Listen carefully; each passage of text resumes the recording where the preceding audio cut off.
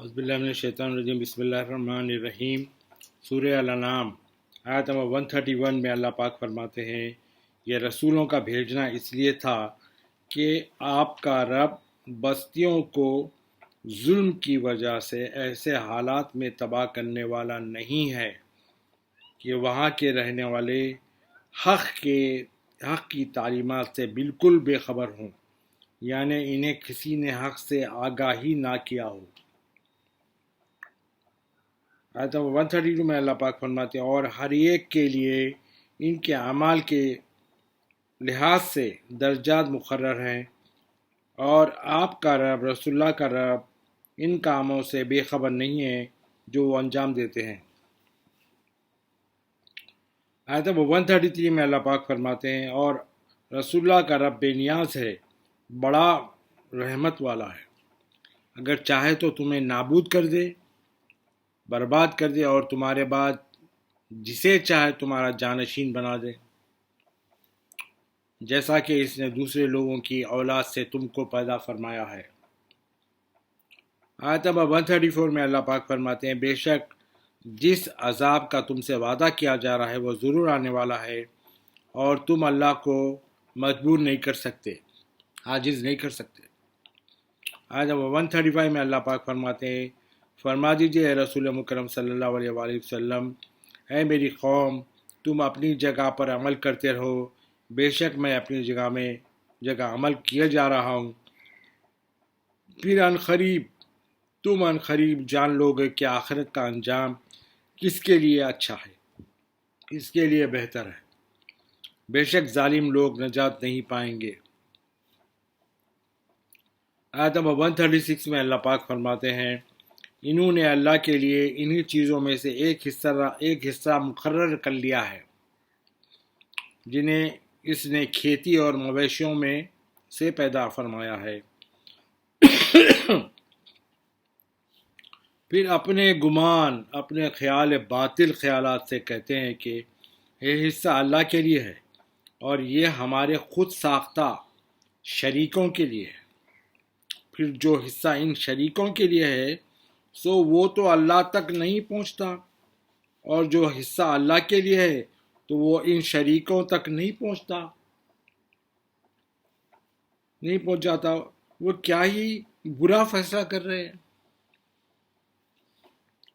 آیت نمبر 137 میں اللہ پاک فرماتے ہیں اور اسی طرح بہت سے مشرکوں کے لیے ان کے شریکوں نے اپنی اولاد کو مار ڈالنا ان کی نگاہ میں خوشنما کر دکھایا ہے،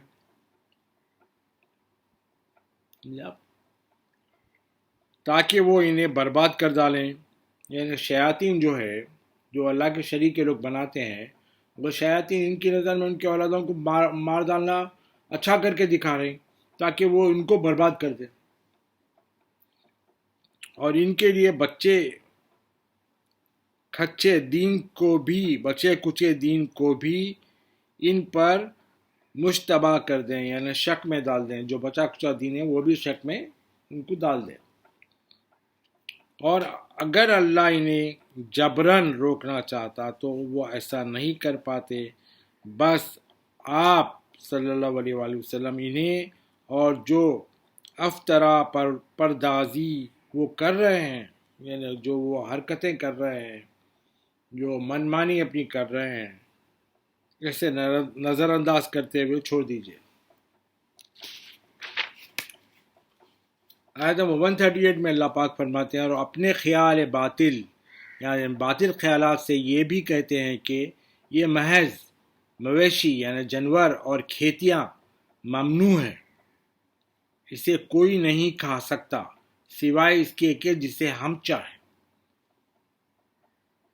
یہ سب کے لیے ممنوع ہے بول رہے ہیں لوگ، اور جس کو انہوں چاہے انہیں کھا سکتا کہتے ہو، اور یہ کہ بعض چوپائے ایسے ہیں جن کی پیٹھ پر سواری کو حرام کیا گیا ہے، یعنی گھوڑے پہ یا گدھے پہ جس پہ بیٹھ کے لوگ سواری کرتے ہیں اس کو بھی حرام کر کے رکھے ہیں لوگ، اور بعض مویشی ایسے ہیں جن پر ذبح کے وقت یہ لوگ اللہ کا نام نہیں لیتے، یہ سب اللہ پر بہتان باندھنا ہے، ان قریب وہ انہیں اس بات کی سزا دے گا جو وہ بہتان باندھتے تھے۔ آیت نمبر 139 میں اللہ پاک فرماتے ہیں اور یہ بھی کہتے ہیں کہ جو بچہ ان چوپایوں کے پیٹ میں ہے وہ ہمارے مردوں کے لیے الاٹڈ ہے، فکس ہے، مردوں کے لیے ہے، اور ہماری عورتوں پر حرام کر دیا گیا ہے۔ اور اگر وہ بچہ مرا ہوا پیدا ہوا تو وہ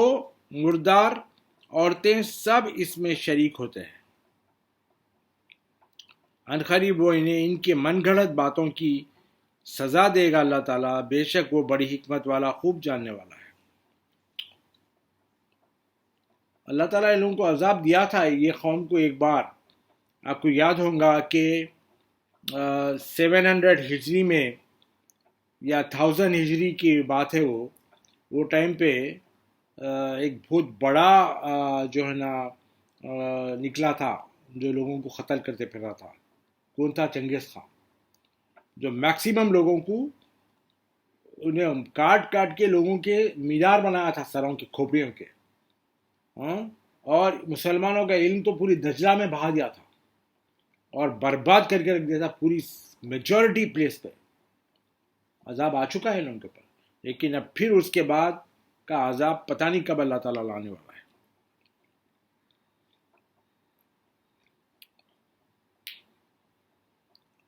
آیت نمبر 140 میں اللہ پاک فرماتے ہیں واقعی ایسے لوگ برباد ہو گئے جنہوں نے اپنی اولاد کو بغیر علم، صحیح علم کے، محض بےخوفی سے قتل کر ڈالا، اور ان چیزوں کو جو اللہ نے انہیں کھانے روزی کے طور پر بخشی تھی اللہ پر بہتان باندھتے ہوئے حرام کر ڈالا، بے شک وہ گمراہ ہو گئے اور ہدایت یافتہ نہ ہو سکے۔ آیت نمبر 141 میں اللہ پاک فرماتے ہیں اور وہی ہے جس نے برداشتہ اور غیر برداشتہ یعنی بیلوں کے ذریعے اوپر چڑھائے گئے اور بغیر اوپر چڑھائے گئے باغات پیدا فرما دیے۔ اللہ ٹالریٹ کر کے، انٹالریٹ کر کے، بہرحال ایسے چیزیں اللہ تعالیٰ پیدا کر دیے، اور کھجور کے درخت اور زراعت جس کے پھل گوناگوں ہیں، یعنی گیہوں ہے، چاول ہے، اس کے پھل ہیں نا بھائی، سب کچھ بہت ساری چیزیں ہیں، جو ہیں، اور زیتون اور انار کی شکل میں ایک دوسرے سے ملتے جلتے، ذائقے میں جداگانہ الگ الگ بھی پیدا کیے۔ جب یہ درخت پھل لائیں تو تم ان کے پھل کھایا بھی کرو، اور اس کھیتی میں اور پھل کے کٹنے کے دن اس کا اللہ کی طرف سے مقرر کردہ حق بھی ادا کر دیا کرو۔ اللہ تعالیٰ جو تمہارے پہ اللہ اپنا حق یعنی زکوٰۃ کی شکل میں جو فکس کیا ہے غریبوں کے لیے، وہ بھی ادا کر دیا کرو، اور فضول خرچی نہ کیا کرو، بے شک وہ بیجا خرچ کرنے والوں کو پسند نہیں کرتا۔ اللہ کا مال ہے، وہ اس کو بیجا خرچ کریں گے تو اللہ کیوں پسند کرے گا؟ آیت نمبر 142 میں اللہ پاک فرماتے ہیں اور اللہ نے بار برداری کرنے والے بلند قامت چوپائے اور زمین پر ذبح کے لیے چھوٹے خط کے باز بچھنے والے مویشی پیدا فرمائے، تم اس رزق میں سے بھی بطریقے ذبح کھایا کرو، یعنی اونچے اونچے جانور جیسا اونٹ ہے، ہاتھی ہے، ایسے جو نا بار برداری، وہ تو ٹرانسپورٹیشن کے لیے اللہ تعالیٰ ایسے جانور بھی پیدا کیے، اور چھوٹے جانور جو کاٹ کے کھانے کے وہ بھی پیدا کیے، تم اس میں سے ذبح کر کے ذبح کا جو طریقہ ہے اس سے کھایا کرو جو اللہ نے تمہیں بخشا ہے، اور شیطان کے راستوں پر نہ چلا کرو، بے شک وہ تمہارا کھلا دشمن ہے۔ آیت نمبر 143 میں اللہ پاک فرماتے ہیں اللہ نے 8 جوڑے پیدا کیے، 2 نر و مادہ بھیڑ سے اور 2 نر و مادہ بکری سے۔ آپ صلی اللہ علیہ وآلہ وسلم ان سے فرما دیجئے کیا اس نے دونوں نر حرام کیے ہیں یا دونوں مادہ، یا وہ بچہ جو دونوں مادوں کے رحموں میں موجود ہے؟ پھر علم و دانش کے ساتھ بتاؤ اگر تم سچے ہو تو۔ آیت نمبر 144 میں اللہ پاک فرماتے ہیں اور 2 نر و مادہ اونٹ ہیں اور 2 نر مادہ گائے ہیں، گائے سے۔ آپ ان سے فرما دیجئے کیا اس نے دونوں نر حرام کیے ہیں یا دونوں مادہ، یا وہ بچہ جو دونوں ماؤں کے پیٹوں میں موجود ہے؟ کیا تم اس وقت موجود تھے جب اللہ نے تمہیں اس حرمت کا حکم دیا تھا، یعنی حرام کرنے کا جب حکم دیا تھا، ان سے پوچھو کیا وہ ٹائم پہ لوگ موجود تھے؟ کہاں سے لائی ہے سب خرافات؟ پھر اس سے بڑھ کر کون ظالم ہو سکتا ہے جو اللہ پر جھوٹ باندھتا ہے، جھوٹا بہتان باندھتا ہے تاکہ لوگوں کو بغیر جانے مس گائیڈ کرے، گمراہ کرتا پھرے۔ بے شک اللہ ظالم قوم کو ہدایت نہیں فرماتا۔ آیت نمبر 145 میں اللہ پاک فرماتے ہیں، آپ فرما دیں کہ میری طرف جو وحی بھیجی گئی ہے اس میں تو میں کسی بھی کھانے والے پر ایسی چیز کو جسے وہ کھاتا ہو حرام نہیں پاتا،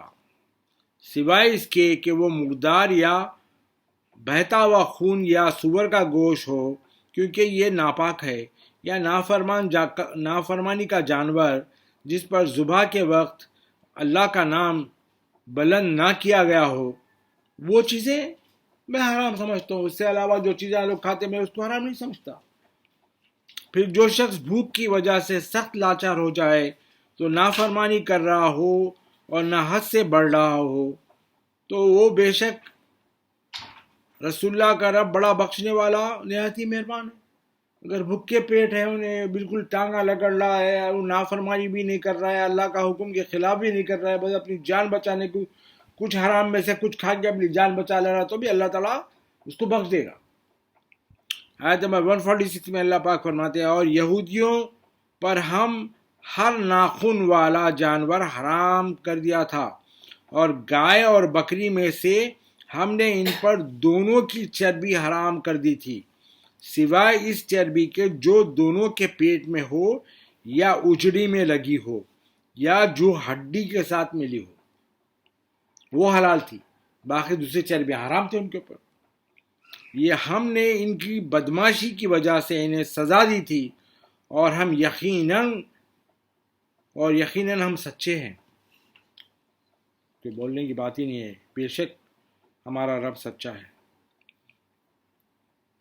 آیت نمبر 147 میں اللہ پاک فرماتے ہیں، پھر اگر وہ آپ کو چھٹلائیں تو فرما دیجئے کہ تمہارا رب وسیع رحمت والا ہے، بڑی رحمت والا ہے،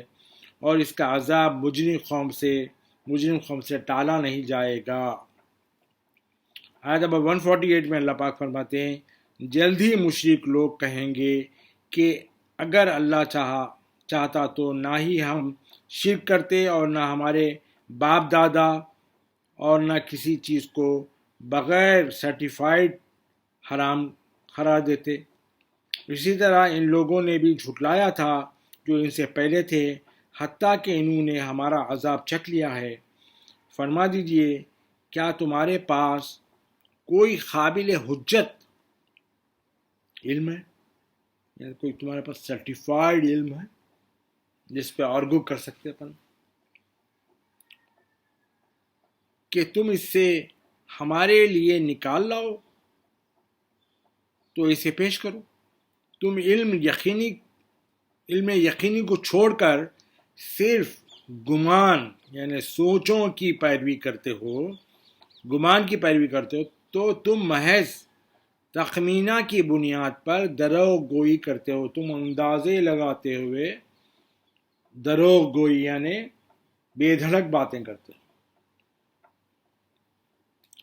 آیت نمبر 149 میں اللہ پاک فرماتے ہیں، فرما دیجئے اے رسول مکرم صلی اللہ علیہ وآلہ وسلم کہ دلیل ایویڈنس محکم کمپلیٹ تو اللہ ہی کی ہے، کمپلیٹ ایویڈنس تو اللہ ہی کی ہے، بس اگر وہ تمہیں مجبور کرنا چاہتا تو یقیناً تم سب کو پابند ہدایت فرما دیتا، یعنی وہ حق و باطل کا فرق اور دونوں کا انجام سمجھانے کے بعد ہر ایک کو آزادی سے اپنا راستہ اختیار کرنے کا موقع دیتا ہے۔ وہ تو تمہارے پر کمپلسری کرنا چاہتا تھا، ایک سائڈ کمپلسری کر دیتا تھا، تمہارے کو آزادی نہیں دیتا تھا حق کیا ہے باطل کیا ہے اس میں سے چوز کرنے کی، تمہارے کو تو بتا دیا حق اور باطل کیا ہے،